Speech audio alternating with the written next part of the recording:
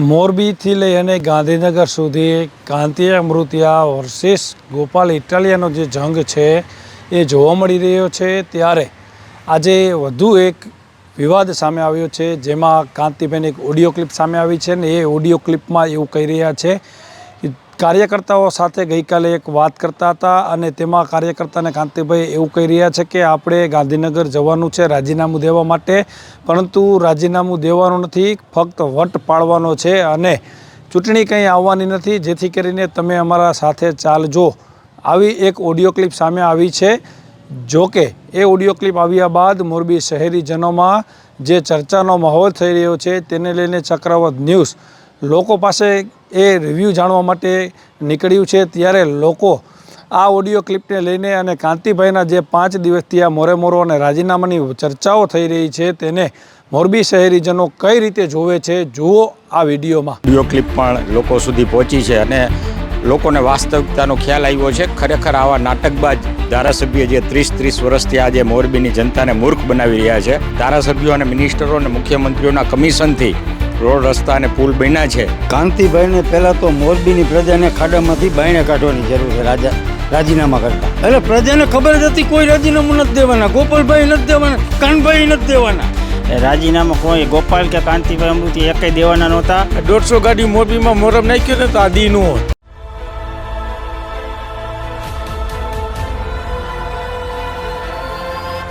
છેલ્લા 4-5 દિવસથી આ મોરબીની પ્રજા જાગૃત બની છે અને વિરોધ કરી રહી છે અને વિરોધ વચ્ચે કાંતિભાઈ રાજીનામું કરતા જે રાજીનામું આપવા ગયા હતા પણ રાજીનામું આપ્યું નથી અને એની એક ઓડિયો ક્લિપ પણ સામે આવી છે, જેમાં એ ફક્ત વટ ખાતર દેવા રાજીનામું જવાનું હતું એવી વાત કરી રહ્યા છે। શું કહેશો?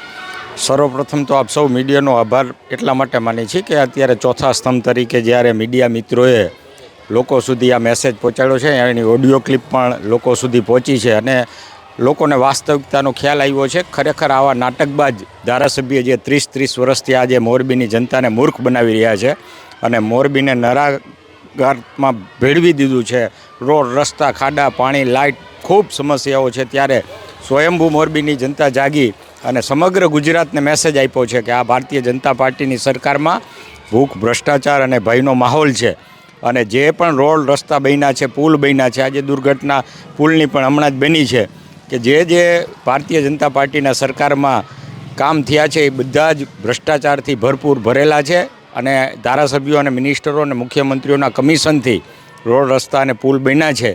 એ પુલ માંડ વર્ષ દિવસ થાય ત્યાં તૂટી જાય છે। આજે અમારી મોરબીની જ સમગ્ર જનતા જાણે છે કે વર્ષો પહેલાં જ્યારે રેલવે સ્ટેશન પાસે રોડ બનેલો છે, જે અમારા મુરબ્બી જયંતિભાઈ જાકાસણીયાએ બનાવેલો, એ આજે પણ એમનેમ કાંકરી ખૈરા વગરનો રોડ મોરબીની પ્રજા કાયમ એના માથે ચાલે છે અને જોવે છે। એને પછી છેલ્લા 30 વર્ષમાં જે રોડ બન્યા છે તમામ રોડ તૂટી ગયા છે અને તમામ રોડની પરિસ્થિતિ આપ સૌ મીડિયા મિત્રો પણ જાણો છો, મોરબીની જનતા પણ જાણે છે અને આ ભ્રષ્ટાચારથી જ રોડ બન્યા છે એવું આપ સૌ મોરબીની જનતાની નજર સમક્ષ છે। ત્યારે કાંતિલાલ અમૃતિયાએ જે આજે નાટક કર્યા છે કે ભાઈ હું રાજીનામું દેવા જવાનો નથી, ખાલી આ લોકોને મૂર્ખ બનાવવાના છે, એવી વિડીયો ક્લિપ જ્યારે આવી છે ત્યારે સમગ્ર ગુજરાતની જનતાને અમે આહવાન કરીએ છીએ કે આવા ખોટા અને લોકોને મૂર્ખ બનાવતા ભારતીય જનતા પાર્ટીના ધારાસભ્યોને ઓળખો અને આવતા સમયમાં આ બધા જ નેતાઓને આપ સારો સબક શીખડાવો એવી મોરબી વતી આપ સૌને વિનંતી છે। કાંતિભાઈને પહેલાં તો મોરબીની પ્રજાને ખાડામાંથી બાયણે કાઢવાની જરૂર છે રાજીનામા કરતા। પહેલી ફરજ તો કાંતિભાઈની એ આવે। હજી 2 વર્ષ એને લોકોએ ચૂંટીને 2 વર્ષ પૂરા કરવાના છે અને પ્રજાના કામ કરવા, પછી એને રાજીનામા, પછી અમથી પ્રજાને મત નથી દેવાની અને કામ કરી રહી છે પ્રજા મત એને આપવાની જ છે। પહેલાં એને મોરબીની પ્રજાને ખાડામાંથી બાયણે કાઢવાનું કરવાનું છે। ખાસ કરીને આજે કે એની ઓડિયો ક્લિપે સામે એવી છે જેમાં ખોટું રાજીનામું આપવા જવાની વાત કરે છે, એટલે શું કહેશો? એટલે પ્રજાને ખબર જ હતી કોઈ રાજીનામું નથી દેવાના, ગોપાલભાઈ નથી દેવાના, કાનભાઈ નથી દેવાના। આ તો ખોટી વાતો કરે ને લાઈ કરે ને આમ કરીને ગાડીઓ લઈને જવાના। પ્રજા જાણતી હતી જ હવારથી કે આ ખોટા નાટક છે એમ। રાજીનામા કોઈ ગોપાલ કે કાંતિભાઈ અમૃતિ એકેય દેવાના નહોતા। કામ કરો, પ્રજાએ મત તમને આપ્યા છે। અમારી ઉમા ટાઉનશીપમાં પાણી નથી આવતું, અનેકવાર રજૂઆતો કરવા છતાં પણ કાંતિભાઈ પણ ત્યાં રહીએ છે। પાણીનો પ્રશ્ન 5 વર્ષથી છે। ભર ઉનાળે અમારે પાણીના ટાંકા મગાવવા પડે છે। એનો પ્રશ્ન સોલ્વ કરો તો રાજીનામા દીધા છે. તો કાંતિભાઈની સોસાયટીમાં પાણીનો પ્રશ્ન હોય તો મોરબીમાં આની સોસાયટીમાં કેવો હશે?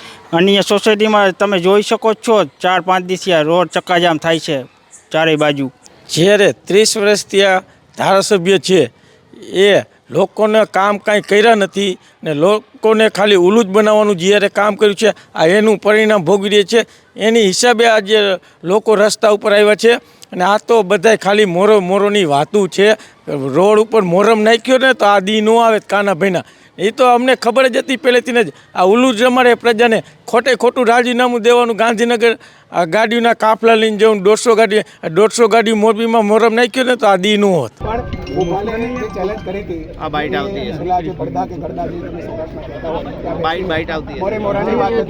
એક બાપનો હોય એવી પણ વાત હતી. આ બધી વાત વચ્ચે આમ આદમી પાર્ટી કહે છે કે અમે રાજીનામું નહીં આપીએ, ભાજપ પણ રાજીનામું આપ્યું, અમે શું કરવા રાજીનામું આપીએ? બધું સાડા બારે હું તમને કહીશ મસ્ત સારી રીતે. ભાઈ શ્રી ગોપાલભાઈ નો આવે પછી અને કાંતિભાઈ અમૃતિયાનું શક્તિ પ્રદર્શન કરવાનું કે નહીં કરવાનું? શક્તિભાઈની મેરે આવ્યા. શક્તિપ્રદર્શન નથી. શક્તિપ્રદર્શન હોય ને મારું તો 50,000 માણસ હોય. ગાંધીનગર લાખ હોય. મોરબી જવું ને મોરબી તો 1 લાખ માણસ હોય. જ્યારે હું 97 મારા ઉપર આજીવન કેદ કરી હતી હું છૂટ્યો ને તો 1.5 લાખ માણસ રાહ જોતા ખાનાભાઈ આવવાના.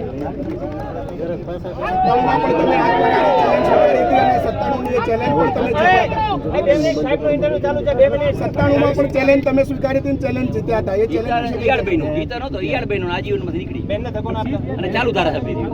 અને 28 વર્ષ પછી પણ હજુ પણ કાંતિભાઈ અમૃતિયાના સમર્થનને જોઈ શકાય છે કે મોટી સંખ્યામાં સમર્થન છે. અને ગોપાલ ઇટાલિયા અને તેમની પાર્ટી જે છે એ હવે એમના શબ્દો અલગ આવી રહ્યા છે. અત્યારે હું કંઈ બોલતો નથી.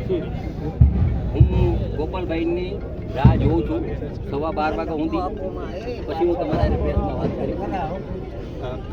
પાર્ટી સાથે કોઈ ચર્ચા થઈ છે? પાર્ટી સાથે હું મારો વ્યક્તિનો ગોપાલભાઈ ઇટાલિયાએ જે ચેલેન્જ આપી હતી અને આપ સૌ જાણીએ છીએ કે વરસાદની સિઝનમાં જેમ દેડકાઓ બહાર આવે એવી જ રીતે ખોટો બફાટ કરવા, સ્ટંટબાજી કરવા, ખોટી શોબાજી કરવા માટે ગોપાલભાઈ ઇટાલિયા માર્કેટમાં આવ્યા છે અને સાવેણું લાંબુ ટાઈમ ચાલવાનું નથી. અમે વિધાનસભાના ગેટ નંબર 1 પાસે જ ઊભા છીએ.